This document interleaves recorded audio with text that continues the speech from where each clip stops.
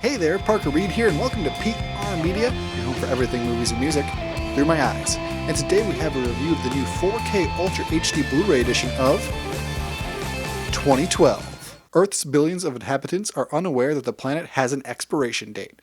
With the warnings of an American scientist, played by Chiwetel Ejiofor, world leaders begin secret preparations for the survival of select members of society.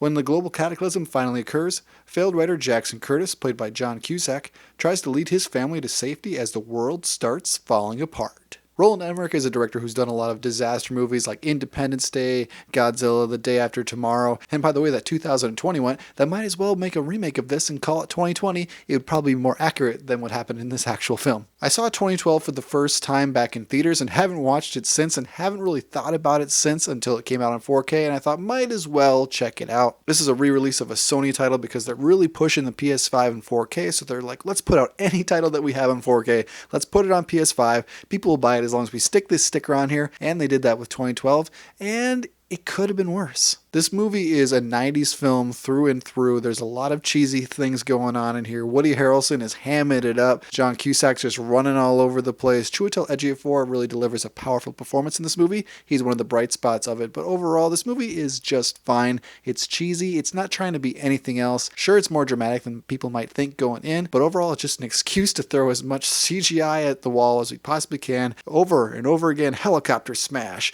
house smash, world smash. And by the end of things, the world is pretty much ended, but the world isn't going to end if you do not pick this up. But before I get into all the 4K specs, let's just see what you'll get if you decide to pick up 2012 on 4K Ultra HD Blu-ray. If you decide to pick up 2012 on 4K Ultra HD Blu-ray in the United States, you just have the one slipcover to pick from, and it features this new artwork here. It's a little bit less impressive than the standard Blu-ray disc, which just had the monk and the mountains and then the wave coming in, but this is a striking image, and it features this sticker here proclaiming the PS5, and you need to buy the PS5, you need to watch 4K. So they're really going all in with that. And on the back here, we just have some technical specs as well as some information about the special features and the movie itself. And then when you take off the slipcover, it's the same artwork on the front and the back of the case itself.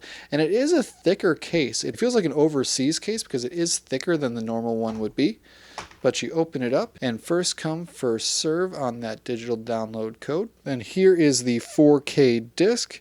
Then here is the special features on a Blu-ray disc. And even though we have a bigger case, these are still stacked, and that's really annoying. I hate when they stack discs on any collection. But here is the standard Blu-ray feature as well as special features. So for visuals on 2012, we have upscaled 4K, and this is 2160p, and it's widescreen, so you will have black bars at the top and the bottom. And the picture on here was less than impressive. This looked like a really good Blu-ray. I did not see that definition that I was hoping for in 4K, and the CGI did not age very well. It's nearing a decade old now, and it really shows. It does not hold up very well. There's a lot of bad green screen, and as far as detail on just like normal scenes without any CGI, it wasn't that noticeable. I don't think the picture on 2012 was that phenomenal. For audio on the 2012 disc, we have Dolby Atmos, and it's fantastic. Whenever a release comes out and has Dolby Atmos, it's never the weak part of the disc. It is always really strong, and this was really immersive. The audio was booming, my subwoofer was pounding, and my neighbors thankfully weren't home, so they could not complain about my added noise. You can always hear the dialogue. You never have to squint your ears to hear what's going on. Everything sounds phenomenal in this.